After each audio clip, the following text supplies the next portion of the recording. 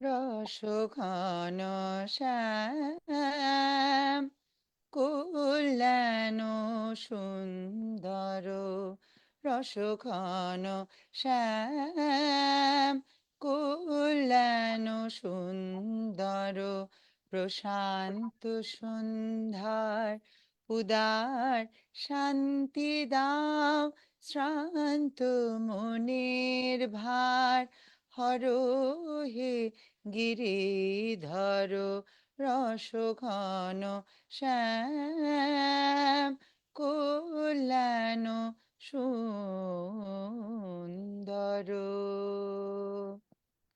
অনেক ধন্যবাদ ডক্টর নিরুপমা রহমান। গানের শিল্পীকে পেয়ে আজকে একদম অন্য করে ভাবে শুরু করলাম আজকের আমাদের টক শোটা। ধন্যবাদ আপনাকে। ধন্যবাদ। আর ভাবলাম যে এরকম একটি সময়, রাত্রি ৯টার মতো বাজে, আর একেবারেই শ্যামকল্যাণ রাগের জন্য উপযুক্ত সময়। তো আমি তো খুব সাধারণ মানুষ, আর সাধারণ কথা বলতে পারি। তো এই জন্য কাজী নজরুলের কথা ধার করে সবার উপর শান্তি বর্ষিত হোক, এই কথাটা তার গানে গানে বললাম। ভীষণ সুন্দর, ভীষণ সুন্দর। আজকে শুরুটাই সুন্দর শুরু হলো। প্রিয় ধন্যবাদ। দর্শক শ্রোতা, আজ ৬ জুন বৃহস্পতিবার প্রথম আলো উত্তর আমেরিকার জনপ্রিয় সাপ্তাহিক সম্প্রচার টক অব দ্য উইক অনুষ্ঠানে আপনাদের স্বাগত জানাচ্ছি। আমি রোকেয়া দীপা। বরাবরের মতো আমাদের সাথে কারিগরি সহযোগিতায় থাকছেন এসবি রিতা। এছাড়া দর্শকদের প্রশ্ন নিয়েও তিনি আমাদের মাঝে আসবেন। আজ আমাদের মাঝে রয়েছেন ডক্টর নিরুপমা রহমান, সকলের পরিচিত মুখ। ডক্টর নিরুপমা রহমান একজন শিক্ষাবিদ, গবেষক এবং নজরুল সঙ্গীত শিল্পী। নিরুপমা রহমান বাবা মায়ের নাম মিলিয়ে রাখা নীরা নামে সবাই যাকে ডাকে। সেই নিরুপমা থাকেন অস্ট্রেলিয়ার মেলবর্ন ২ দশকের বেশি সময় ধরে। বিশ্ববিদ্যালয় শিক্ষকতার পাশাপাশি নিয়মিত গানের চর্চা বজায় রেখেছেন পুরোদস্তর। পারিবারিক সাংস্কৃতিক আবহাওয়া, সর্বজনীন শ্রদ্ধেয় গুরুদের অবদানে আর শৈশব ও গান, গানের সুর, সুরের বোধ নিরুপমার অন্তঃপুরের এক সুবিশাল জায়গা জুড়ে আছে। উচ্চাঙ্গ সঙ্গীত, নজরুল সঙ্গীত, রবীন্দ্রসঙ্গীত, নতুন করি, জাতীয় শিশু পুরস্কার, বাংলা একাডেমি শিশু পুরস্কার সহ অসংখ্য জাতীয় পুরস্কার পেয়েছেন বহুবার। দীর্ঘদিন পণ্ডিত বারিন মজুমদার, উপমহাদেশে প্রখ্যাত বিদুষী শ্রীমতী দীপালি নাগ, বিশিষ্ট রবীন্দ্র বিশেষজ্ঞ ওয়াহিদুল হকের মতো গুরুদের কাছে তালিমপ্রাপ্ত নিরুপমা একদিকে যেমন নিয়মিত শাস্ত্রীয় সঙ্গীত আর বাংলা গানে নিরলস সাধনা করে চলেছেন আর শৈশব, ঠিক তেমন করেই গানের সঙ্গে সমান তালে পড়াশোনাও চালিয়ে গেছেন একদম সেই শৈশব থেকেই। স্কুলে যাবার আগে বাবা মায়ের উৎসাহে ৩ বছর বয়সে শ্রীমতী স্বপ্না রায় আর গুরু কৃষ্ণকান্ত আচার্যের তালিমের সাথে, সুরের সাথে, গানের সাথে সেই পথ চলা শুরু। দীর্ঘ প্রবাস জীবনে সেই বাঁধন আলগা হয়নি এক মুহূর্তের জন্য, বরং শক্ত হয়েছেই। নিরুপমা যাদবপুর বিশ্ববিদ্যালয় থেকে ইংরেজি সাহিত্য নিয়ে অনার্স করেন, ঢাকা বিশ্ববিদ্যালয় থেকে ইংরেজি ভাষাতত্ত্ব নিয়ে মাস্টার্স করেন।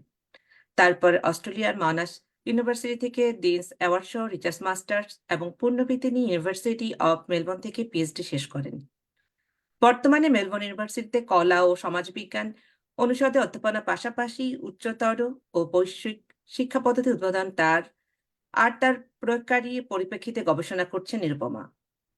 প্রিয় দর্শক, প্রথম আলো ইউএসএ ফেসবুকে দেখা যাচ্ছে আজকের লাইভ অনুষ্ঠানটি। আমাদের ওয়েবসাইট প্রথম আলো ny.com, ওয়েবসাইটটিতে গিয়ে দেখতে পারেন গুরুত্বপূর্ণ সব খবর, ভিডিও ট্যাবে গিয়ে দেখতে পারেন পুরনো অনুষ্ঠান ধারণ করা মূল্যবান সব আলোচনা ও তথ্যচিত্র।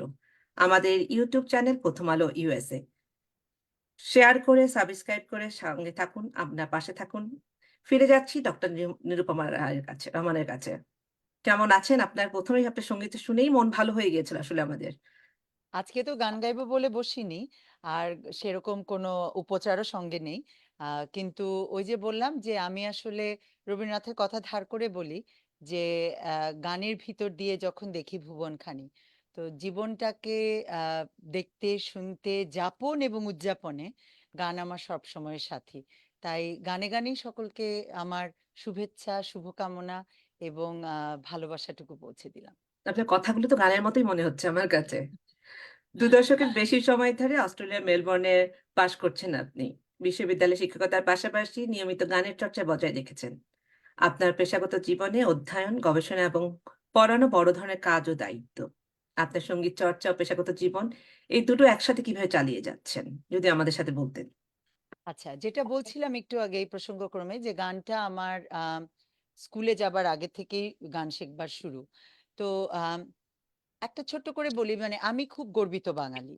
তো হরপ্রসাদ শাস্ত্রী বহু বছর আগে লিখেছিলেন যে বাংলার ও বাঙালি জাতির সমস্ত জীবনটাকে ভালো করিয়া দেখিতে হইবে, তবেই তুমি বাঙালি হইবে। তো বাঙালি হয়ে উঠবার জন্য বাংলার এবং বাঙালি জাতির সমস্ত জীবনটাকে কতটুকু দেখতে পেরেছি জানি না, কিন্তু আমি এমন বাবা মার ঘরে জন্মেছি যেখানে প্রতিদিনকার আটপৌরে জীবনযাপনের অভ্যাসকে বাংলা ভাষা, বাংলা সাহিত্য এবং গানের চর্চা এবং চর্যার মধ্যে দিয়ে সাজিয়ে উদযাপন করে তোলা টাই আমার আমার একটা আজন্ম অভ্যাসে দাঁড়িয়ে গেছে। তো যেহেতু গানটা এত ছোট থেকে করছি, ওই যে হরপ্রসাদ শাস্ত্রীর কথা ধরে বাংলার এবং বাঙালির সমস্ত জীবনটাকে আমি আসলে দেখতে শিখেছি আমার গানের মধ্য দিয়ে, বাংলা সাহিত্য পড়ে, বাংলা গানের মধ্য দিয়ে। তো গবেষণা করি কি পড়াই, আম, সবটুকুকেই আমি খুব গানের ভেতর দিয়ে দেখি। তো ছোট্ট একটা উদাহরণ যেরকম দেই, যে যখন আমি মেলবোর্নে গেলাম, আজকে 23 বছর ধরে আমি অস্ট্রেলিয়ার মেলবোর্নে বসবাস করি। তো মেলবোর্নে খুব অদ্ভুত, গাড়ি চালাতে গেলে একটা খুব অদ্ভুত ড্রাইভিং ইয়ে আছে, নিয়ম আছে। সেটা হচ্ছে, আমরা তো আমেরিকাতে তো আপনারা আহ, উম, রং দিকে বাবাসের ড্রাইভ করেন, হ্যাঁ, আমরা রাইট এটা দিকে আমাদের ড্রাইভ জন্য করি। আমি ঠিক না, সবসময় হ্যাঁ মজা করে লম্বি। বলি যে you drive on the wrong side, we drive at the right side. তো আহ, আ- ডানে টার্ন নেওয়ার জন্য সেখানে বাঁয়ে ঘুরে ডানে টার্ন নেওয়ার ব্যাপার আছে। তো প্রথম দিন গিয়ে খুব অবাক লাগলো যে এটা কিভাবে সম্ভব। তারপর বাড়ি ফিরতে ফিরতে চিন্তা করলাম যে এটা তো খুব অসম্ভব কোনো ব্যাপার নয়, এটা তো রাগ ছায়ানটের মতো। মানে কারণ রাগ সবকিছুর মধ্যে ছায়ানট, গানকে হ্যাঁ, গানকে নিয়ে রাগ আসা আসলে। ছায়ানটের মতো, কারণ রাগ ছায়ানটে পা, মা থেকে পা হয়ে ধাতে যাওয়া যায় না, সেটা হয় মা থেকে ধাতে যেতে হয়। তো ভাবলাম যে এরকম ঘুরে যাওয়ার যেহেতু ব্যাপার আছে, পা থেকে মা হয়ে ধাতে যেতে হয়। তো যেই মাত্র ভেবে নিলাম যে হুক টার্নটা হচ্ছে, যে হুক টার্নটা হচ্ছে ছায়ানটের মতো, সেই মুহূর্তেই সবকিছু খুব সুবিধের হয়ে গেল। তো যে কারণে হয় কি, গানটা আমি আমার প্রতিদিনকার আটপৌরে জীবনের সাথে অঙ্গাঙ্গিভাবে জড়িত। আমি ক্যাম্পাসে হাঁটতে হাঁটতে গান গাই, আমি রান্না করতে করতে গান গাই, আমি গাড়ি চালাতে চালাতে গান গাই। আম, মানে আহ, দিনের শুরু আর শেষ সবটাই গান দিয়ে। একেবারেই তাই, এবং আসলে আমি ভুবনটাকে দেখি গানের মাঝে। সেই কারণে ওই চর্চাটাকে টিকিয়ে রেখেছি কিভাবে, এই কথাটা কোনোদিনই আমার কাছে কোনো প্রশ্ন হয়ে ধরা দেয়নি। কারণ ভাত খেতে যদি ভুলে না যাই, তাহলে গান গাইতেও ভুলে যাই না। তো আমার তো মনে আসলে হয় এটা গানটাই খুব বেশি ইম্পর্টেন্ট আপনার কাছে ভাত খাওয়ার না, চাইতে, আমার কাছে মনে হয়। আমার তাই মনে হয়। আমারও তাই মনে হচ্ছে। তো আসলে পড়ানোটাও আমি ভীষণ ভালোবাসি। এবং সেদিনই আমার এক সহকর্মীকে আমি বলছিলাম যে আহ, একটা গবেষণার পেপারের জন্য আমাকে টিচিং ফিলোসফি নিয়ে লিখতে হচ্ছিল। তো আমি বলছিলাম যে আমার টিচিং ফিলোসফিটাও আর পেডাগজিক্যাল প্র্যাকটিসেস এর মধ্যেও অনেক মিউজিক্যাল যে আমার আইডিয়া বা আমার ফিলোসফি, সেটা চলে আসে। তো ওই চর্চা টিকিয়ে রেখেছি শুধু বলবো না, আমার যে অভিবাসী জীবনে যে বাঙালির আটপৌরে জীবনের যে চর্চা, সে এবং উদযাপন এবং যাপন, তাও, তাতেও গান মিলেমিশে আছে। অনেক ভালো লাগলো জেনে যে একজন মানে সারাটা সময় যার ছন্দে ছন্দে কাটে আসলে তাহলে। হ্যাঁ, সবসময় যে ছন্দ থাকে তা নয়, কিন্তু সুর সঙ্গে সঙ্গে থাকে আর সবসময়। সুর থাকতেই হবে। হুম। সঙ্গীতের প্রতি, বিশেষ করে নজরুল সঙ্গীতের প্রতি আপনার ভালো লাগার কারণ আর গভীরতা সম্পর্কে একটু জানতে চাইবো। এটা খুব ভালো প্রশ্ন। আহ ভালো প্রশ্ন এই কারণে বলছি যে আমার সাংগীতিক যে শিক্ষাটা, সেই শিক্ষাটা হচ্ছে একেবারেই শাস্ত্রীয় সঙ্গীত। 3 বছর বয়স থেকে, যেটা বললাম, যে একেবারে যেটা শুদ্ধ কেমন শাস্ত্রীয় লাগলো এই সঙ্গীত। 3 বছর বয়সে গান শিখতে যাচ্ছেন? ওই একটা অনুভূতি কাজ করে না ভিতর কোনো থেকে? অনুভূতি তখন ছিল না, কারণ 3 বছর বয়সে তো আসলে বুঝবারই ক্ষমতা ছিল না। ক্ষমতা ছিল এবং না। যে কারণে আমি খুব আসলে আমার বাবা মায়ের প্রতি কৃতজ্ঞ যে আমি আমার বাবাকে আমরা হারিয়েছি, কিন্তু মা আছেন। তো মাকে আমি কিছু, মানে প্রায় প্রায়ই বলি যে আহ, মা বাবার কাছ থেকে পাওয়া আমার সবচেয়ে বড় উপহার হচ্ছে আমার সঙ্গীতের উপহার। তারা কেউই গানের মানুষ ছিলেন না, কিন্তু এই যে তারা আমাকে গান শিখতে 3 বছর বয়সে দিয়েছিলেন, গানকে ভালোবাসি না বাসি না সেটা বোঝবার আগেই তাকে এত ভালোবেসে ফেলেছি, এবং সে আমার এত জীবনের অঙ্গ হয়ে প্রথম গেছে। ভালোবাসাই গান। একেবারেই তাই। আহ তো আহ উম, মানে এমনকি যখন হয় না যে পরিবারে থাকতে গেলে জীবন সঙ্গীর সাথে যখন রাগ হয়, তখন রাগ হলে মনে হয় তানসেনের মতো দীপক রাগ গিয়ে যদি জ্বালিয়ে দিতে পারতাম। কিন্তু আবার যেই মুহূর্তে খুব ভালোবাসার কথা মাথায় আসে তার প্রতি, তখন মনে হয় আহা না না, রাগেরও মিয়াকি ছন্দ মাল্লার বা আছে, বর্ষা, রাগেরও সুর। হ্যাঁ তখন মিয়াকি মাল্লার বা মেঘ রাকে চোখে বর্ষা নামে।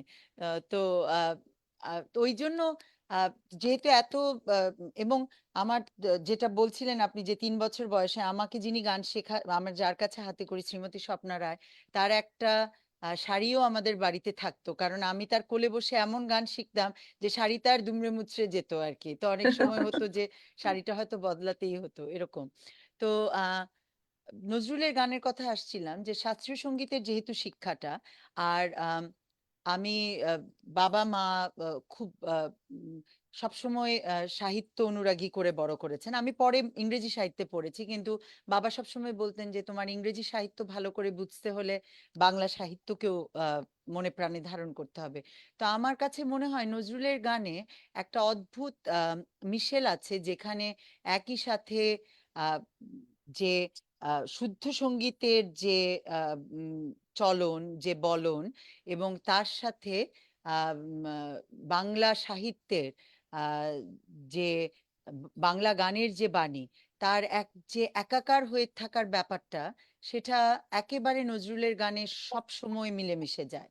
তো সেই কারণে নজরুলের গানটা আমার এক মানে বাংলা সাহিত্যের প্রতি ভালোবাসা, বাঙালিয়ানার প্রতি ভালোবাসা, এবং শুদ্ধ শাস্ত্রীয় সঙ্গীতের শিক্ষা, সবটার একটা মিশেল হয়ে ধরা দেয়। যেমন একসাথে। একটা ছোট্ট করে উদাহরণ দেই, যে যেমন প্রত্যেকটা রাগে, শাস্ত্রীয় সঙ্গীতে বলা হয় যে প্রত্যেকটা রাগের একটা রূপ আছে। তো আহির ভৈরব যে রাগটা, সেই আহির ভৈরব রাগটা একদম, আহির শব্দটা এসেছেও কিন্তু মেষ পালক শব্দটা থেকে, এবং যারা মেষ পালতেন, গোপ যে জনগোষ্ঠী ছিল তারা। তো আহ সেই মেষ পালকেরা, আহিররা যখন মেষকে নিয়ে মাঠে যেতেন, সেই সময়ের একেবারে উষা লগ্নের রাগ। তো রাগটা শিখলাম, কিন্তু নজরুলের গানে যদি যাই, কি অদ্ভুত সুন্দর বর্ণনা! অরুণ কান্তিকে গো যোগী ভিখারি, নীরবে এসে দাঁড়াও এসে। তো এই যে অরুণ উঠছে, উষাকালের যে বর্ণনা সেই গানে, এবং আহির ভৈরব রাগের যে অনুভূতি, এত সুন্দরভাবে মিলেমিশে যায়। নজরুলের গান যেমন আমাকে অনেকভাবে কিন্তু রাগকেও বুঝতে সহায়তা করে। তো সে কারণে নজরুলের গানের প্রতি, এবং নজরুলের গানে তো অসম্ভব সুন্দর চিত্রকল্প আছে, যে রূপকল্প যেটা বলে। তো প্রকৃতির অর্থবহ। রূপকল্প, অর্থবহ প্রকৃতির রূপকল্প। তো সেই জিনিসগুলো মিলেমিশে খুব আমার প্রতিদিনকার জীবনযাপনে, দেশের থেকে যেহেতু এত দূরে থাকি, বাঙালির চিন্তা ভাবনা রূপকল্প সবটাই নজরুলের গান আমার প্রতিদিনকার জীবনযাপনে সেই বাঙালিয়ানাকে চর্চা করার আরো একটা দারুণ অনুষঙ্গ। নিত্য নতুন এক বাঙালিকে তৈরি করে দিচ্ছে আপনার মাঝে। একেবারে, এবং বাঙালি অনুভবকে, নতুন করে অনুভূতিকে জাগিয়ে তুলছে এবং ভাবাচ্ছে। আহ এবং আমি যে এই যে সবসময় ভাবি যে ভাগ্যিস বাঙালি হয়ে জন্মেছিলাম, তাই রবীন্দ্রনাথ আর নজরুলে আমাদের আজন্ম অধিকার, ভাগ্যিস। এবং আহ বঙ্গবন্ধুর বাংলাদেশের স্বাধীনতারও অনেক পরে আমাদের জন্ম। তো স্বাধীন একটা দেশ পেয়েছি, রবীন্দ্রনাথ নজরুলে আমাদের অধিকার। এর চেয়ে ভাগ্য আর কি হতে পারে? যতবার জন্মাবো যেন বাঙালি হয়েই জন্ম। বাহ, কি সুন্দর কথা। দর্শক কতটা মুগ্ধ হচ্ছে জানি না, আমি তো মুগ্ধ হয়ে শুনছি পুরো কথাগুলো। আপনার সঙ্গীত গুরু পণ্ডিত বারীন মজুমদার, শ্রীমতী দীপালি নাথ, তাদের কাছে শেখার সময়গুলো কেমন ছিল আপনার? এবং এই গুরুদের সম্পর্কে আপনার কাছে একটু জানতে পারলে ধন্য হতাম। আমি খুব ভাগ্যবান মনে করি নিজেকে, এবং সেই ভাগ্যর সাথে সাথে আহ গুরুদের কথা বলবার আগে বাবা মার কথা বলবো, কারণ আহ এত ছোট বয়সে এত বড় বড় গুরুদের সংস্পর্শে আসবার জন্য আমি আসলে খুব কৃতজ্ঞ আমার বাবা মার কাছে। ওই যে বললাম না, ভাগ্যিস বাঙালি হয়ে জন্মেছিলাম, ঠিক তেমনি ভাবে ভাবি ভাগ্যিস এমন বাবা মার ঘরে জন্মেছিলাম, যারা আমি জন্মাবার আগে তাদের সন্তান যদি যেন কন্যা সন্তান হয় তার প্রার্থনা ছিল, এবং তাদের আশা ছিল তাদের সন্তান, কন্যা সন্তান গান শিখবে। তারা বিয়ের পরে ঘুরতে গিয়ে আমি যেই ছোট সত্রঞ্চিতাতে বসে আমার গান শেখবার শুরু, বিয়ের পরে তারা ঘুরতে গিয়ে সেই শতরঞ্চিটা কিনে এনেছিলেন, যেন তাদের যদি কন্যা সন্তান হয় সেই সন্তান গান শিখবে, এবং সেই শতরঞ্চিতে বসেই আমার ছোট একটা কার্পেট, সেখানে আমার গান শেখবার শুরু। তো গুরুদের কথা বলবার আগে বাবা মাকে সবসময় খুব ধন্যবাদ জানাই যে এমন বাবা মার ঘরে জন্মেছিলাম, যারা গানকে ভালোবাসতে শিখিয়েছেন, বাঙালি হতে গর্বিত হতে শিখিয়েছেন। তো যাই হোক, তো আহ পণ্ডিত বারিন মজুমদার আসলে খুব ছোটদেরকে খুব একটা শেখাতেন না, কিন্তু আমার খুব ভাগ্য যে 6 বছর বয়সে তার কাছে আমার যাবার সৌভাগ্য হয়।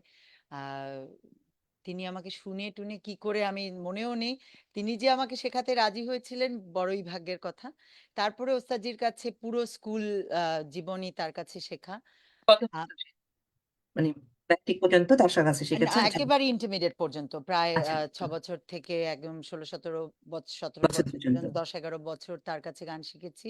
এবং একটা যেটা বড় ব্যাপার ছিল, মনে রাখবার ব্যাপার, যে শুদ্ধ শাস্ত্রীয় সঙ্গীতের যে শিক্ষাটা, সেটার সাথে একটা বিরাট ধৈর্যের ব্যাপার আছে, অনুশাসনের ব্যাপার আছে, এবং আহ নিজেকে সেই অনুশাসন এবং ধৈর্যে আর সাথে আহ মনকে প্রস্তুত করবার একটা ব্যাপার আছে।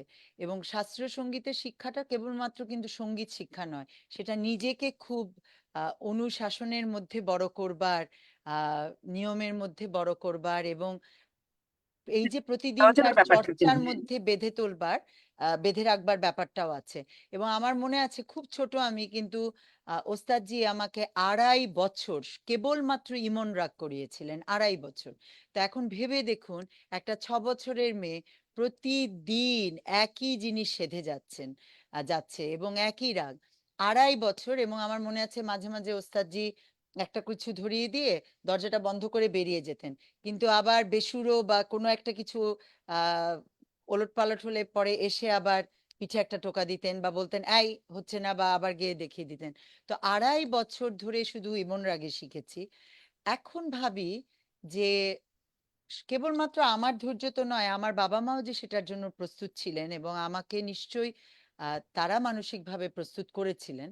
তো তাতে হয়েছে কি, জীবনের মতো একটা বেশ নিজেকে অনুশাসনে রাখা, নিজেকে খুব আহ আহ, ওই যে বলেন একটা ভীষণ ডিসিপ্লিন লাইফ লিড করা, যেটা নিয়ম ছক্কর মেনে জীবন ছিল চলা। একটা বাধা ছিল এই এই চর্চাটা। আমি কোনোদিন বলবো না এটা একটা বাধা, আমি বরং বলবো, কারণ বাধা শব্দটার মধ্যে কিন্তু ভীষণ একটা নেগেটিভ আহ, একটা ওয়ার্ড আসে। হ্যাঁ, এটা খুব একটা ঋণাত্মক একটা ব্যাপার আছে, যে এটা ভালো নয়, ডেরিগেটরি ব্যাপার আছে। আমি এটাকে বাধা না বলে বলবো যে আমার এই জীবনের যে একটা খুব অনুশাসিত জীবন, খুব একটা ডিসিপ্লিন লাইফ, যেটা খুব নিয়মের মধ্যে চলে। আমি যে নানান রকম কাজ, এই যে আপনি প্রথম প্রশ্নটা করলেন না, যে পড়াচ্ছি, গবেষণা করছি, গান গাইছি, কিভাবে করতে পারি, আমার ধারণা এই যে সঙ্গীত শিক্ষার, শাস্ত্রীয় সঙ্গীত শিক্ষার যে অনুশাসনটা, সেটা আসলে খুব আহ, মেনে চলবার যে ব্যাপারটা, এটা খুব বাধা শ্রদ্ধার দিয়েছেন। ব্যাপার, বেঁধে দেওয়ার। তো আমি বাধা না বলে বরং বলবো যেটা আমাকে গড়ে উঠতে খুব সাহায্য করেছে, এবং জীবন বোধকে খুব পরিশীলিত করতে খুব সাহায্য করেছে, এবং জীবনে খুব, আমি বলবো যে আমাকে খুব শান্ত হতে সাহায্য করেছে, কিংবা জীবনকে আনন্দ ঘন করতে সাহায্য করেছে। আহ তারপরে দীপালি নাগের কাছে যাবার ব্যাপারটাও খুবই ভাগ্য। আহ ওটা কি 6 বছর বয়সে গিয়েছিলেন না আরো পরে না, না, না, গিয়েছিলেন? না, যেটা হয়েছে যে আমি উচ্চ মাধ্যমিক পাশ করবার পরে ঢাকা ইউনিভার্সিটিতে আচ্ছা। ভর্তি হওয়ার সঙ্গে সঙ্গে আমি স্কলারশিপ পেয়ে যাই, বৃত্তি পেয়ে যাই আইসিসিআর এর, এবং সেই বৃত্তি নিয়ে আমি যাদবপুরে পড়তে যাই। তো যখন আমি পড়তে যাই তখন আমরা তো শাস্ত্রীয় সঙ্গীতে আমাদের ঘরানা থাকে, তো আমরা আগ্রা ঘরানার। তো ওস্তাদজি ছিলেন, বারিন মজুমদার ছিলেন আগ্রা ঘরানার, ওস্তাদ ফয়াজ খাঁর ছাত্র। তো উনি তখন লিখে দিলেন একটা চিঠি, সেই চিঠিটাকে সম্বল করে গেলাম দীপালি নাগের কাছে। কিন্তু এরা তো অনেক বড় বড় আহ পণ্ডিত এবং বিদুষীরা, তো গুরু, তো এরা আসলে বললেই লোকে শেখায় না।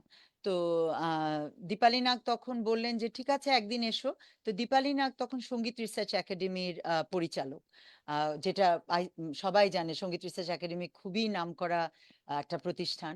আম, কলকাতায়। তারপরে উনি বললেন যে এসো, দেখবো শুনে, আর না হলে কোনো আমার অনেক শিষ্য আছে তাদের কাছে তুমি শিখবে। মানে তো সে নিজে আমার, শিখতে রাজি হচ্ছিলেন না, চিন্তা করছিলেন, ভাবছিলেন। হ্যাঁ, যে নেব কি না নেব কিরকম হ্যাঁ। তৈরি। এবং আমার মনে আছে উনি আমাকে আধা ঘন্টা প্রশ্ন মানে গাইতে বলেছিলেন। তা এখন আমি ভাবি ভাগ্যিস বয়সটা 17 বছর ছিল, কারণ দীপালি নাগের মতো একজনের সামনে বসে এই পরিণত বয়সে গাইবার আগে গলা কেঁপেই একসা হয়ে যাবে। তো 17 বছর, ওই যে বলে না, খুব নির্ভীক বয়স।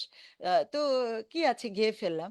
তো আমার মনে আছে বিরাট একটা ঘর ছিল যেখানে দীপালি নাগ বসা। তো ওনার যে সহকারী ছিলেন, তার নাম সব্যসাচী দা। সব্যসাচী দা দূরে বসা ছিলেন, আর আমার বাবা ঘরের এক কোনায় বসা, আমি বসে গাইছি। আহ, আমার ধারণা আমার বুকের চেয়ে আমার বাবার বুক দূর দূর করছিল বেশি। তো যাই হোক, আমি গেয়ে ফেললাম আধা ঘন্টা গাইবার পরে গুরুমা বললেন যে আমাকে ফলো করো। তো উনি যা যা করছিলেন, আমাদের শাস্ত্রীয় সঙ্গীতে তো আসলে, উত্তর ভারতীয় শাস্ত্রীয় সঙ্গীতে কিছু কিন্তু লিখে হয় না। আমি এই যে এত বছর গান গাইছি, আমাদের গানের ওইভাবে বলতে কোনো খাতা নাই, কারণ কিছুই লিখে শেখানো হয় না, সব সবই শুনে শুনে। সব শুনে শুনে। আহ এবং তো গুরুমা বললেন গাও, তো ওরকম গাইলাম। এবং আমার মনে আছে উনি খুব ছোটখাটো ছিলেন। উনি ঘরের এক প্রান্ত থেকে এসে, আমি যেখানে বসা, উনি এলেন, আমাকে তুলে ধরলেন এবং বুকে জড়িয়ে ধরে আমার বাবার দিকে তাকিয়ে, এর আগ পর্যন্ত আমার বাবার সাথে তিনি আপনি করে কথা বলছিলেন, ঠিক ওই মুহূর্তে আমাকে তুলে নিলেন, আমার বাবার দিকে তাকিয়ে বললেন তোমার মেয়েকে আমি নিয়ে নিলাম। এবং এর পরে যত বছর আমি মাসিমার কাছে শিখেছি, গুরু প্রণামী বা গুরু দক্ষিণাও যেটা বলে, উনি আমার কাছ থেকে, আমার বাবা মার কাছ থেকে এক কানা করিও নেননি। আমার মা খুব ভয়ে ভয়ে একবার জিজ্ঞেস করবার পরে ও, তিনি বললেন যে তোমার মেয়েকে তো আমি নিয়ে নিয়েছি, এরপরে তো আর কোনো প্রশ্ন নেই। এরপরে যাদবপুরে পড়বার সময় তো তার কাছে শেখবার শুরু।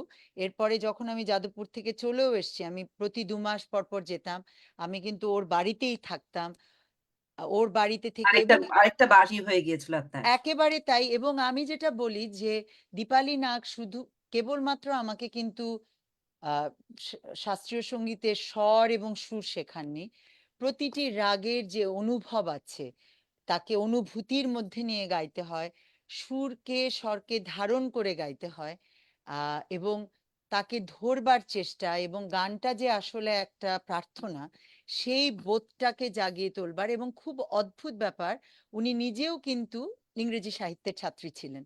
তো সেই যুগে উনি ইংরেজি সাহিত্যে এমএ ছিলেন। তো আহ, খুব গল্প করতেন কি পড়ছি, তো সাহিত্যেরও খুব আলোচনা হতো। আহ তো দীপালি নাগ আসলে আমার গানকে জীবনাচরণের অংশ করবার যে ব্যাপারটা, আহ, সেটা তিনি শিখিয়েছিলেন। এবং তার সূত্র ধরে উপমহাদেশের নানান গুণীজনের সংস্পর্শে আসবার আমার সৌভাগ্য হয়েছে, তাদের বাড়িতে যাবার সৌভাগ্য হয়েছে, তাদের কাছে বসে শুনবার সৌভাগ্য হয়েছে, দীপালি নাগের সাথে মঞ্চে উঠবার সৌভাগ্য হয়েছে, দূরদর্শনে ভারতীয় যে টেলিভিশন, সেখানে একসাথে বসবার, মঞ্চে বসবার, গাইবার সুযোগ হয়েছে। তো দীপালি নাগ আমার জীবনে আমি বলবো এক ধ্রুবতারার মতো। আম, খুব খুব ভাগ্য যে তাকে আমি পেয়েছিলাম। মাঝে মাঝে মনে হয় আরো 10টা বছর আগে জন্মালে তার কাছে আরো 10 বছর বেশি শিখতে পারতাম। যে বোধ না থাকলে সবকিছু অর্থহীন। আমরা যারা গান গাই না বা গানের সাথে জড়িত নই, তাদের জন্য এই গানকে বোধে বোধে আনা বিষয়টা যদি আরেকটু বুঝিয়ে বলতেন। আচ্ছা, আহ, এখন বাংলা গানে, বাংলা গান বাণী প্রধান গান, হ্যাঁ। এবং বাংলা গান আমরা যখন গাই, আমার মনে আছে, এবং এই প্রসঙ্গে, আপনার এই প্রশ্নটা খুব দারুণ প্রশ্ন, এই প্রসঙ্গে আরেকজনের কথা না বললেই নয়। তিনি হচ্ছেন রবীন্দ্রসঙ্গীত বিশেষজ্ঞ ওয়াহিদুল হক। ওয়াহিদ কাকা আসলে আমাদের বাড়িতে যখন মানে থেকে আমাদের স্মৃতিতে আছে, তখন থেকে ওয়াহিদ কাকা আমাদের বাড়িতে আসেন। এবং ওয়াহিদ কাকা যে ওয়াহিদুল হক, এবং তিনি যে একজন মহিরুহের মতো মানুষ, সেটা বোঝবার আগেই ওয়াহিদ কাকা আমাদের ওয়াহিদ কাকা। তো আমার মনে ঘরের আছে একজন মানুষ হয়ে গিয়েছে। একেবারে ঘরের মানুষ। এবং মানুষ। আমার মনে আছে ওর কাছে আমরা হোলি ক্রসে পড়েছি দুই বোনই। তো ইংরেজি ভাষায় অনেক কিছু বলতাম। তো আমার মনে আছে আহ, ইংরেজির সাথে বাংলা মিশিয়ে কথা বলবার একটা আহ, থাকে না, প্রবণতা। প্রবণতা হ্যাঁ। থাকে, যেহেতু হোলি ক্রসে পড়েছি। এবং ওয়াহিদ কাকা আমার মনে আছে বলতেন যে কেন বলতে হবে ব্ল্যাক পেন দাও, কেন বলা যাবে না কালো কলমটা দাও, কেন বলতে হবে যে ওই রেড ড্রেসটা খুব সুন্দর, কেন বলা যাবে না লাল জামা খুব সুন্দর। ছোট ছোট উদাহরণ দিচ্ছি তো। উম, ওর মতো একজন মানুষ এই জিনিসগুলো নিয়ে খুব কৌতুক করতেন আমাদের সাথে। এবং তাতে হয়েছে কি, ওই যে দুটো ভাষাই জানা, কিন্তু দুটো ভাষাকে নিজের মতো করে উদযাপন করা এবং নিজের মতো করে তাদেরকে ব্যবহার করবার আহ, আহ, ব্যাপারটা, এটা বাবাও খুব আমাদেরকে উৎসাহ দিতেন, ওয়াহিদ কাকাও।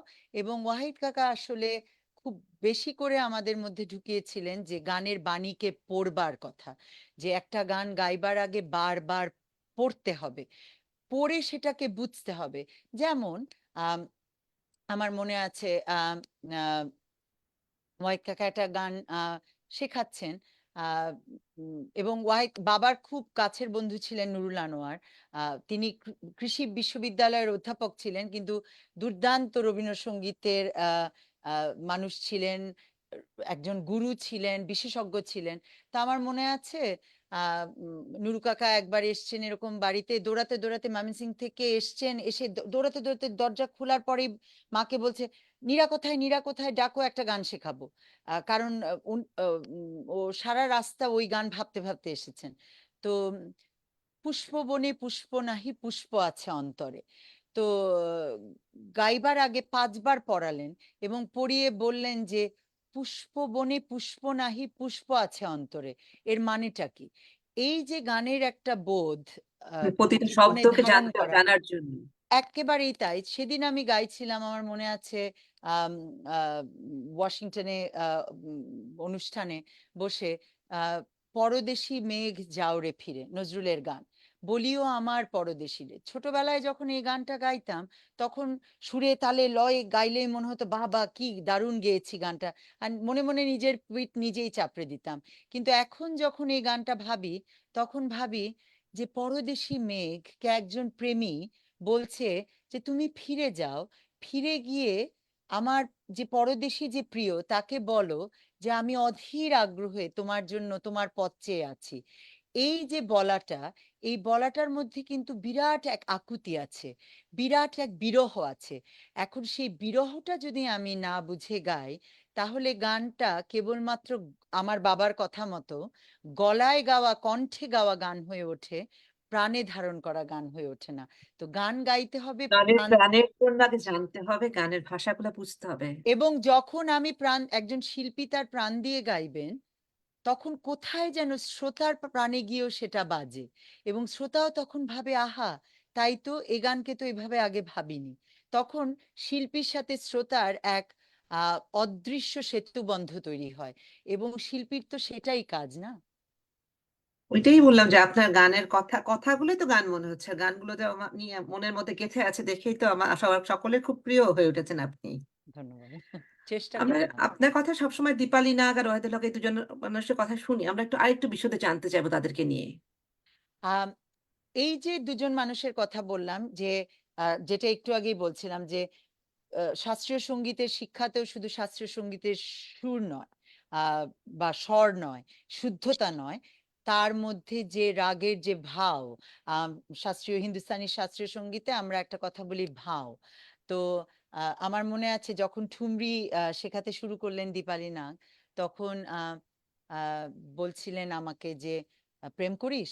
তো আহ, তো তখন আসলে প্রেম করতাম, কিন্তু তাকে তো আমার খুবই আমার যে এখন যিনি আমার জীবন সঙ্গী, তার সাথে আমার দেখা হয়েছে একেবারেই হাই স্কুলে পড়বার সময়।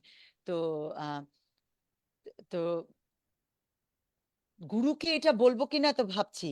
তখন মাসিমা আমাকে বলছেন যে আহ প্রেম না করলে ঠুমরির আরতি ফোটে না। তো মনে আছে গুরুমা আমাকে নিয়ে গেলেন, বিরজু মহারাজ জির কাছে গেলাম আমরা। তো গিয়ে আহ, তিনি কাত্থাকে ভাও করেন, তো কাত্থাকে তো ওই যে একটা নাচের মুদ্রায় ভাও আছে, আর আমাদের গানে আমরা কণ্ঠে সেই ভাও আনি। তো যেমন বাংলা গানের একটা দিয়ে উদাহরণ দেই, ঠুমরিতে হয় কি অনেক রকমের কথা নেই, খুব ছোট্ট কথা, কিন্তু ভাওটা নানা রকম আসে। যেরকম হ্যাঁ, একটা গান একটু শুনি একটুখানি। একটুখানি গেয়ে দেখায়, হ্যাঁ, সেটাই। যেরকম বলছে, পে কেন নাহি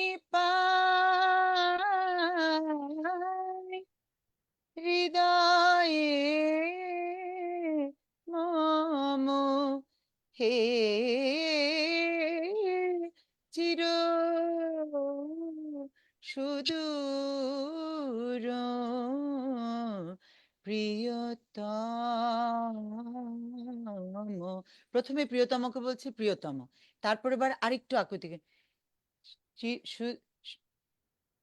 প্রিয়তম, আরেকটু আকুতি জানি, চির সুদূর প্রিয়তম। যত যাচ্ছে তত আকুতি বাড়ছে। এই যে গানের মধ্য দিয়ে ভাবকে আনা, যেমন আমরা যখন প্রথমবার মা ডাকেন, শুয়ে আছি হয়তো ডাকছেন একভাবে, বা প্রেমিকেও যখন ডাকছি, ভালোবেসে কাউকে ডাকছি, আই শোনো না, তারপর যখন শুনছি না, ওগো শুনছো, বাবা আরো মায়া প্লিজ দিয়ে। শোনো না। হ্যাঁ, এই যে মায়া, এই যে ভাব, তারপরে একটা সময় আবার রেগে গিয়ে আমরা কপট রাগে বলি না, এই একেবারেই তো শুনছো না। হ্যাঁ, এই যে অভিমান। ব্যাপারগুলো, সেটা তো কণ্ঠে ধারণ করে আনতে হবে। এই বোধগুলো দীপালি নাগের কাছে শাস্ত্রীয় সঙ্গীতে যেমন শেখা, ওয়াহিদুল হকও তেমন বাংলা গানকে ওই যে বলছিলাম পড়ে বুঝে চিনে সেটাকে সবকিছু গাইবার যে করে। প্রয়াস। তো আমার ধারণা সেটা, এই যে আমি বলি না গানে গানে আমি জীবন যাপন করি এবং উদযাপন করি, এই যাপন আর উদযাপনটাও কিন্তু শিখতে হয়। এটা তো আর একদিন হয় না। এই শেখবার জন্য গুরু লাগে, এবং সেই গুরু হচ্ছেন এই দুজন। তো তাদের কাছে আমার ভারী কৃতজ্ঞতা।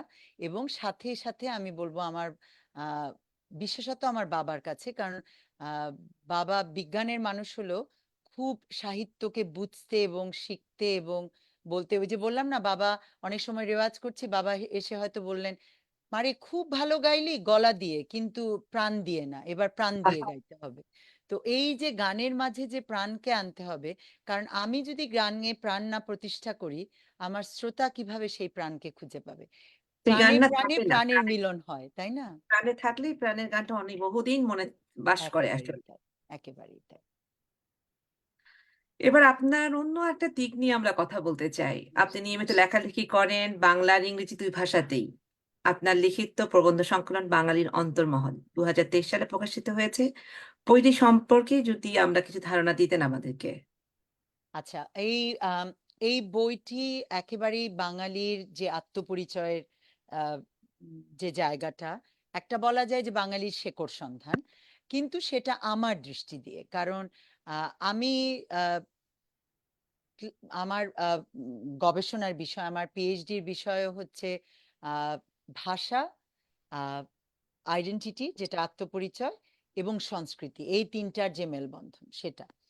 তো সোশ্যাল লিঙ্গুইস্টিক্সে, এবং তার সাথে যে আহ, শিক্ষা পদ্ধতি এবং বা শিক্ষা দানের যে আহ, বা শিক্ষা গ্রহণ এবং দানের যে পদ্ধতি, সেটার একটা সংমিশ্রণ করবার ব্যাপার আমার গত অনেক বছর ধরে। আপনি যেটা বলছিলেন ওই যে বৈশ্বিক শিক্ষা পদ্ধতি গবেষণা। গানের মানুষ আবার লেখালেখি ২ টা একটু একদম আলাদা জগতের কিন্তু। সেইজন্যই জানার হ্যাঁ, আগ্রহ বেশি আসলে। হ্যাঁ।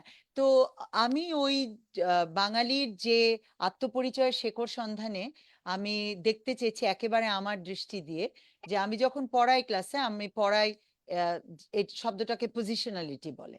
তো পজিশনালিটি ব্যাপারটা এরকম যে আমি যেখানে দাঁড়িয়ে আছি, আমি দাঁড়িয়ে আমার ভুবনটাকে আমার মতো করে দেখছি। নিজের আবার চোখে নিজের জগৎটাকে দেখানো। হ্যাঁ, এবং রোকেয়া দীপা যেখানে দাঁড়িয়ে আছে, রোকেয়া দীপা তার ভুবনটাকে তার চোখ দিয়ে দেখছেন। কিন্তু আহ কোনো দেখাটাই কিন্তু আসলে ভুল নয়, আবার কোনো দেখাটাই একেবারেই সঠিক নয়। কারণ আমরা যখন যে যার জায়গা থেকে দেখছি, সে তার মতো করে দেখছি, কিন্তু আবার আমরা এই যে দেখতে শিখি, সেই দেখতে শেখাটাও কিন্তু আসে যেভাবে আমাদের বড় হয়ে ওঠা, যেভাবে আমাদের শিক্ষা গ্রহণ, এবং আমাদের যে পারিপার্শ্বিকতা তাই থেকে। তো আমি আমার বই তাতে সেই হিসাবেই সেই লেন্সগুলোই আনবার চেষ্টা করেছি, যে আমার চোখ দিয়ে বাঙালির ভাষাকে বীক্ষণে আনা, বাঙালির সংস্কৃতিকে বীক্ষণে আনা, বাঙালির যে যুক্তি তর্ক বোধ বাঙালির, এবং বাঙালিরা তো আজকে থেকে অনেক বছর ধরে একটা অভিবাসী হবার একটা ব্যাপার আছে। তো আমি নিজেও একজন অভিবাসী বাঙালি। সেই অভিবাসী বাঙালির জীবনাচরণে আর যে বোধ, দিক হ্যাঁ, বোধগুলো দিকগুলো। বোধগুলো সেগুলো, এবং তারপরে বাঙালি খেতে খুব ভালোবাসে, আর আমিও রান্না করতে খুব ভালোবাসি। তো সেই যে বাঙালির খাদ্য চর্চা আমি আচ্ছা। বলবো। তো খাদ্য চর্চা দিয়ে যে বাঙালির আত্মপরিচয়কে বা আত্ম অনুসন্ধানের যে শেকড় সন্ধানের ব্যাপারটা সেটাকে, এবং আবার বাঙালির যে একেবারে শেকড় সন্ধানের যে আহ, কি বলবো যে আহ, যে ফিলোসফিটা বাংলা দর্শন, যেই দর্শনটা বাংলার চিরায়ত দর্শন, সেইখানেও আমি এক মানে দেখবার চেষ্টা করেছি। যেমন চিরায়ত দর্শনের কথা বলতে গিয়ে বলা যায় যে আমরা নানা সময় নানা রকম ভেদ বিভেদ দ্বন্দ্ব আহ, সবই আসে না, কিন্তু ওইভাবে চিন্তা করতে গেলে আমাদের যে লোকায়ত চিরন্তর যে দর্শন, দেখুন লালনের গানে যদি যাই, আহ লালনের গানে কি বলছেন লালন, যে বাড়ির কাছে আরশিনগর সেথা এক পড়শি বসত করে। যেমন বাড়ির কাছে আরশিনগর সেথা এক পড়শি বসত করে, আমি একদিনও না দেখিলাম তারে। সেই যে আমি একদিনও না দেখিলাম তারে, সেই তিনি আসলে কে? আমাদের নিজেদের মধ্যে যে বিধাতা ঈশ্বর বাস করেন তিনিই তো। এখন যদি রবীন্দ্রনাথ যাই, রবীন্দ্রনাথ কি কি বলছেন, কেন মেঘ আসে হৃদয় আকাশে, তোমারে দেখিতে দেয় না, মোহ মেঘে তোমারে অন্ধ করে রাখে, তোমারে দেখিতে দেয় না, মাঝে মাঝে তব দেখা পাই চিরদিন কেন পাই না। এই লালনের বাড়ির কাছে আরশিনগরের তিনি, আর মাঝে মাঝে তব দেখা পায়ের তিনি কিন্তু একাকার হয়ে যাচ্ছেন।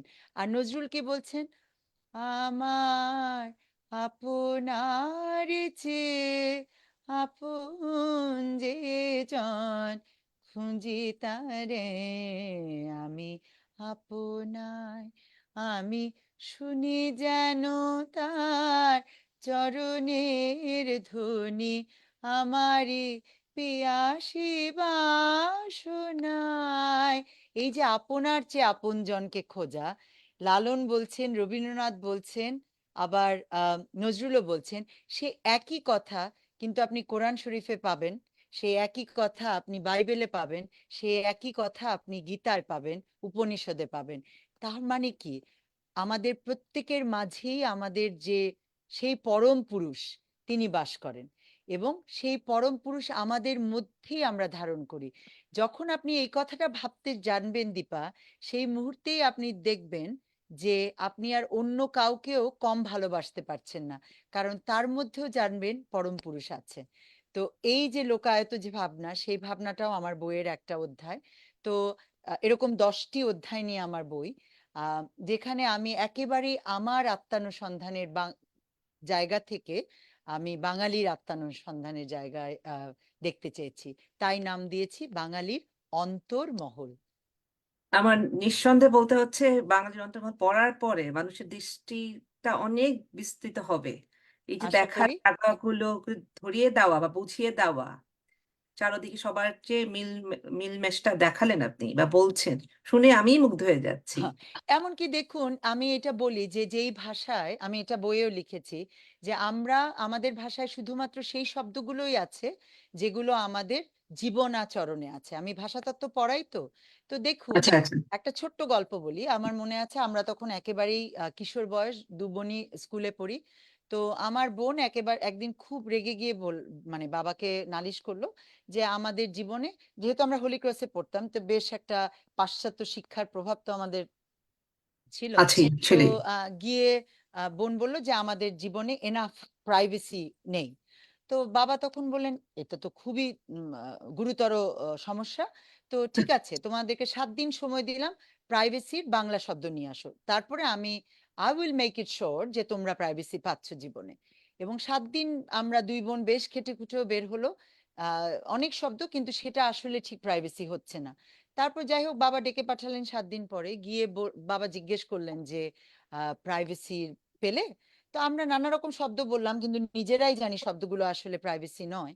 না, সঠিক আহ, না, নিজেরাই জানছেন। জানছি। তখন বাবা বললেন যে দেখো, প্রাইভেসির আসলে কোনো বাংলা নেই, তাহলে আমরা তোমাদের বাঙালি বাবা মা কিভাবে তোমাদেরকে প্রাইভেসি দেব?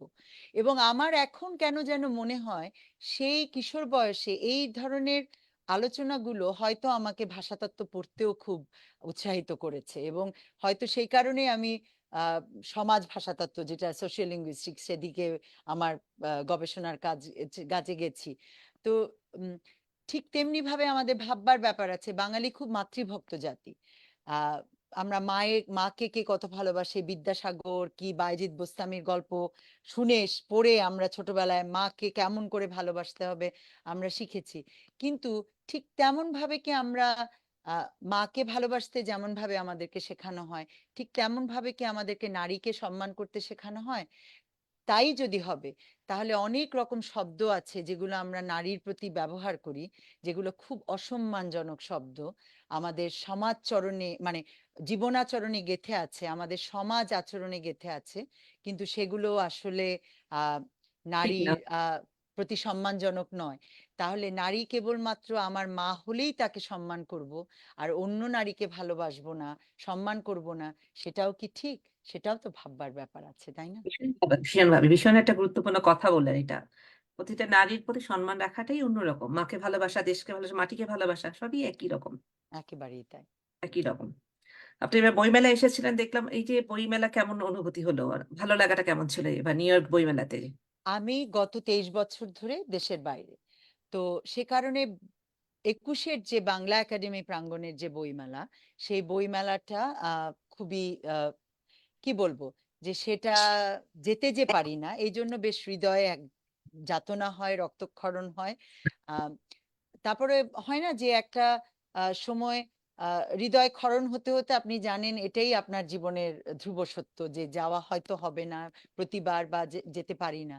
কিন্তু 2022 সালে যখন নিউ ইয়র্ক বইমেলা থেকে প্রথমবারের মতো আমি আমন্ত্রণ পেলাম, আমার কাছে, বিশ্বাস করুন দীপা, প্রথমবার সেই বইমেলার প্রাঙ্গণে ঢুকে আমার এত ভালো লাগলো, চারদিকে সব বাঙালির মুখ। আহ হাস্যোজ্জ্বল মুখ, বেশ এবং হাসি খুশি সবাই। একদম, এবং একটা প্রাঙ্গণের মধ্যে মেলা, সেটা হয়তো তুলনা করলে বাংলা একাডেমি প্রাঙ্গণের চেয়ে খুবই ছোট, কিন্তু আমি এটা খুব বিশ্বাস করি যে আমরা প্রতিটা বাঙালি এক একটা ছোট করে বাংলাদেশকে ধারণ করি আমাদের মতো করে, এবং শুধুমাত্র ধারণ করি না, আমরা যে যার ক্ষমতায় এক একটা বাংলাদেশকে উদযাপন করি, বা এক একটা আহ বাঙালির উৎসবকে বা আমাদের ঐতিহ্যকে ধারণ করি, যাপন করি, উদযাপন করি। তো আমার সেই ভালো লাগাটা অদ্ভুত ছিল, এবং বইমেলায় গিয়ে মনে হলো এটা এক অদ্ভুত সুন্দর মিলন মেলা। এবং এবার যখন তো সেবারের অভিজ্ঞতাটাও দারুণ, আপনাদের সকলের সাথে আমার পরিচয় হলো সেবার। এবারে হ্যাঁ, কত মানুষ আমার গান শুনে আমাকে এসে ভালোবেসেছেন। এবং আমার কেন যেন দীপা জানেন মনে হয় যে আমার চলার পথে, জীবনের চলার পথে, যে একবার হলেও আমার সংস্পর্শে এসেছে, সেই মানুষটা আমার অস্তিত্বের অংশ হয়ে যান। এবং তার সেই মানুষটা যখন আমার অস্তিত্বের অংশ হয়ে যান, তখন কেমন করে যেন তাকে আমি আমার মতো করে একরকমের ভালোবাসতে থাকি। তো এবার যখন আবার আমাকে আমন্ত্রণ জানানো হলো, আমার কেন যেন মনে হলো যে কেবলমাত্র আমি বইমেলায় যাচ্ছি না, আমি আমার ভালোবাসার মানুষগুলোর কাছে যাচ্ছি। এই যে এই কারণে, অনুভূতিটা ঠিক আমাদেরও ছিল। আপনাকে দেখার পরে মনে হলো যে আমাদেরকে নিজেদেরকে এসেছে ফিরে আবার আমাদের মাঝে, এই ভালো লাগাটাও ছিল আমাদের। এবং এই যে আপনারা আমাকে একটা ভালোবাসার দায়ে বেঁধে ফেলেছেন, এ এক চরম ঋণ, কিন্তু সেই ঋণ এক পরম ঋণ। আহ এই পরম ঋণটা আমার কাছে মনে হয় জীবনের এক বিরাট পাওয়া। তো কিছু কিছু ঋণ আছে না, যে ঋণী থাকতেও আনন্দ আছে, তাই ভাবি বাড়তে থাকুক না দেনা। এই ঋণে ঋণী থাকায় বড় আনন্দ আছে। তো নিউ ইয়র্ক বইমেলাটা আমার কাছে বিরাট করে মনে হয় যে জগতের আনন্দ যজ্ঞে আমার নিমন্ত্রণ। এবং ওই যে রবীন্দ্রনাথের ভাষা ধার করে বলি, বিশ্ব সাথে যোগে যেথায় বিহারও, সেইখানে যোগ তোমার সাথে আমারও। তো নিউ ইয়র্ক বইমেলাটা এই কারণে আমার বিরাট একটা আনন্দের জায়গা। গান অলরেডি। গেয়েছি, সেমিনারে অংশ নিয়েছি, বই নিয়েছিলাম। আপনাদেরকে এই যে দৃঢ় আলিঙ্গনে বেঁধে ফেলাটা, সবকিছু মিলিয়ে মনে হয় কেন যে আমার একটা খুব প্রাণের জায়গা। তাই আমি বলি যতবার ডাক পাবো ততবার আনন্দ করে আসবো, কারণ বারবার আমার কাছে মনে হয় নিউ ইয়র্ক শহরটাকে এই কারণে আপনারা আছেন বলেই খুব ভালোবাসার একটা জায়গা হয়ে গেছে। আপনি এসছেন বলেও আমাদের বইমেলা অনেক আলোকিত ছিল, আসলে আমরা খুব ভীষণ খুশি ছিলাম। দর্শকদের কিছু প্রশ্ন আছে আপু। এসবিডিতা প্রশ্ন করেছেন, আপু আপনি এত জ্ঞানী গুণী একজন মানুষ যাকে নিয়ে আমরা গর্ব করতে পারি, কিন্তু আপনার মাঝে তা নিয়ে কোনো অহংবোধ নেই। নিজেকে কিভাবে এতটা বিনয় শুদ্ধতায় রাখতে পারেন, আমাদের একটু শেখাবেন কি? আহ, আমি খুব সাধারণ মানুষ, এবং এই প্রশ্নের জবাব একটা গানে দেই, কারণ এই প্রশ্নের জবাব আমার অবশ্যই। কাছে নেই। আমি অকৃতি অধম বলেও তো কিছু কম করে মোরে দাওনি। আমি অকৃতি অধম বলেও তো কিছু কম করে মোরে দাওনি। যা দিয়েছ তারে অযোগ্য ভাবিয়া কেড়েও তো কিছু নাওনি। এই যে আপনারা আমাকে এত ভালোবাসেন, আপনাদের ভালোবাসার শক্তিতে আমি চলি। তাই সবসময় মনে হয় যে জীবনে যা পেয়েছি তার সবচেয়ে বড় পুরস্কার হচ্ছে আপনাদের ভালোবাসা। তাই যেন এই ভালোবাসার শক্তিটুকু আহ, আমি কখনো হারিয়ে না ফেলি। এবং এই যে আহ, সুরকে খুঁজে বেড়াই, যেহেতু আমি পড়াই তাই জন্য জ্ঞানকে খুঁজে বেড়াই। তো এই খুঁজে বেড়াতে গিয়ে মনে হয় কি আমি এত সাধারণ, এত এত ক্ষুদ্র একজন মানুষ। তখন মনে হয় যে এই জীবনে হয়তো তার ধরা তো আর পাবার সম্ভব নয়, কিন্তু এই যে তাকে ধরবার চেষ্টায়, এই যে আমার চারপাশের সকল মানুষেরা আপনারা আমাকে ভালোবাসায় ভরিয়ে তোলেন, সেজন্য না কৃতজ্ঞতায় আমার মাথাটা নুয়ে আসে। এরকম ভালোবাসায় যেন জীবন কাটিয়ে যেতে পারে। আমাদের শিখবার অনেক কিছু আছে আপনার কাছ থেকে আসলে। আমরা জানতে চাইবো আপনার গানের চর্চা, গবেষণার অভিজ্ঞতা, লেখালেখির অভ্যাস মিলিয়ে নজরুলকে নিয়ে কোনো বিশেষ ভাবনার জায়গা আছে কি? ভীষণভাবে আছে। এবং আমার কাছে আ আ নিজের কাছে খুব খেদ হয়, খুব দুঃখ হয় যে নজরুলকে আমরা জাতীয় কবি বলি। আ তার জন্মদিন বড় করে করি, তার মৃত্যুদিন বড় করে উদযাপন করি। কিন্তু আসলে তাকে জীবনে কতটুকু ধারণ করি? আ তার চর্চা কতটুকু করি? বা আমাদের জীবনের চর্যায় তাকে কতটুকু আমরা আ নিয়ে আসি? তো আমার খুব, খুব ইচ্ছা যে নজরুলকে নিয়ে আরো অনেক কাজ করবার, গবেষণা, তার বিশেষত তার সঙ্গীত, কারণ ওই জায়গাটা আমার খুব কাছে। আহ, কাজ করবার, শুধু তাই নয়, আমার কাছে মনে হয় তার যে সাংগীতিক ক্ষমতা সেটা কিন্তু এক ধরনের ঐশ্বরিক ক্ষমতা ছিল। এবং আপনি চিন্তা করে দেখুন, ভাটিয়ালি, ভাওয়াইয়া, কীর্তন, শ্যামা সঙ্গীত, নাথ, হামদ থেকে শুরু করে জি। শুরু করে ব্রহ্মসঙ্গীত থেকে শুরু করে তিনি ইরানিয়ান সুর, মরক্কোর সুর, ওয়েস্টার্ন ক্লাসিক্যাল মিউজিকের কি না এনেছেন উনি, তার সঙ্গীতের কথাই যদি বলি। তো আমার কাছে মনে হয় যে তার এই সঙ্গীতকে বিশ্ব মঞ্চে তুলে ধরবার একটা খুব দুরূহ কাজ, কিন্তু খুব প্রয়োজনীয় কাজ করবার দায়বদ্ধতা আমি খুব অনুভব করি। তো যেহেতু আহ আমি নিজে একজন শিক্ষাবিদ, একাডেমিক, আমার আহ, পেশাগত জীবনে আমার কাছে মনে হয় যে এই দায়টা আমার আহ, আছে। এবং এই দায়ভার, কিছু কিছু দায়ভার আছে না, মাথায় তুলে নিলে নিজের কাছেই নিজে ধন্য মনে হয়। তো নিজেই নিজে এই ভালোবেসে এই দায়ভার, দায়টা, এই ভালোবাসার একটা দায়। এক একেবারেই তাই। তো আমার কাছে মনে হয় কেবলমাত্র বাঙালি শ্রোতা নয়, বাংলা ভাষাভাষী শ্রোতার বাইরে গিয়েও নজরুলের এই সঙ্গীতকে, নজরুলের এই ভাবনাকে এবং নজরুলের এই চিরন্তনতাকে এবং বৈশ্বিকতাকে, আজকাল আমরা খুব গ্লোবালাইজেশনের কথা বলি, সেটাই তো বৈশ্বিকতা। নজরুল ভীষণভাবে একজন বৈশ্বিক মানুষ ছিলেন সেই যুগে। নজরুল ভীষণভাবে একজন অসাম্প্রদায়িক মানুষ ছিলেন। নজরুল, আমরা এখন খুব ইনক্লুসিভিটির কথা বলি, যেটাকে আমরা সামুদায়িক ব্যাপার বলি, বা অন্তর্ভুক্তিমূলক যে বিশ্বাস এবং ধারণা এবং দর্শন, সব কিছুই নজরুলের ছিল। এবং সেইভাবে চিন্তা করলে নজরুল ভীষণভাবে প্রাসঙ্গিক, নজরুল ভীষণভাবে সমকালীন, নজরুল ভীষণভাবে চিরকালীন। তো আমার কাছে মনে হয় এই দায়ভারটা আমার আছে, আমি মাথায় তুলে নেই যে তাকে নিয়ে আহ আরো আরো বৈশ্বিক শ্রোতার কাছে তাকে তুলে ধরবার। এবং সবাইকে জানবার সুযোগ করে দেওয়া, যেটা এবং সেই কারণে এটা তো আর একা আমি পারবো না।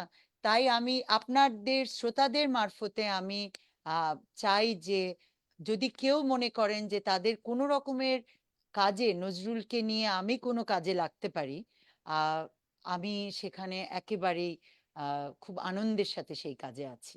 যখনই এরকম কোনো কাজে আমাকে কেউ যোগ্য মনে করবেন, আমি সেখানে সানন্দে এবং সহৃদয়তা নিয়ে থাকবো নিশ্চয়ই। ভীষণ ভালো লাগলো। সঙ্গীতের গুরুত্বপূর্ণ আলোচনার মাধ্যমে আজকের পর্বটি সমৃদ্ধ করার জন্য আপনাকে অসংখ্য ধন্যবাদ, নিরুপমা রহমান। খুবই জরুরি সব বিষয়ে আলাপ হচ্ছিল, সময় খুব দ্রুত শেষ হয়ে যায়। আমরা আরো কোনো একদিন এই গুরুত্বপূর্ণ অতিথিকে নিয়ে বসবো। অনুষ্ঠানের শেষ পর্যায়ে দর্শকদের উদ্দেশ্যে যদি কিছু বলতেন, আর একটা গান যদি শোনাতেন আমাদেরকে। আহা, দর্শকদের উদ্দেশ্যে একটাই কথা বলবার যে আহ, আপনারা সকলে আমাকে আপনাদের শুভকামনায় রাখবেন, যেন আহ, নিজেকে শুদ্ধ মানুষ হিসেবে আহ, গড়ে তোলবার বা চর্চা করবার সঙ্গীতে এবং পড়াশোনায়, আহ, এবং জগৎকে শুদ্ধভাবে দেখবার এবং শুনবার এবং চেনবার ইচ্ছায় যেন সারা জীবন নিজেকে রাখতে পারি।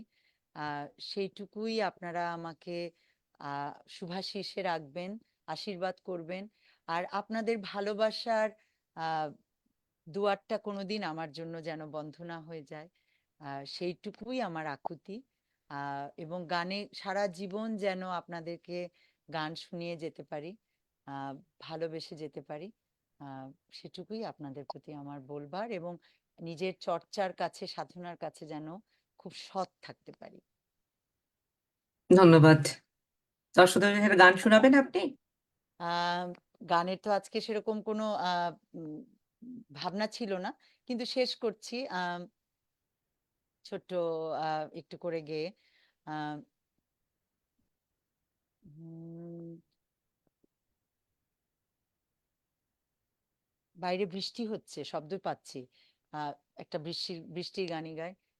নিশিরাতে রিম ঝিম ঝিম বাদল নূপুর, নিশিরাতে রিম ঝিম ঝিম বাদল নূপুর, বাজিল ঘুমের মাঝে সজল মধুর, বাজিল ঘুমের মাঝে সজল মধুর, নিশিরাতে রিম ঝিম ঝিম বাদল নূপুর।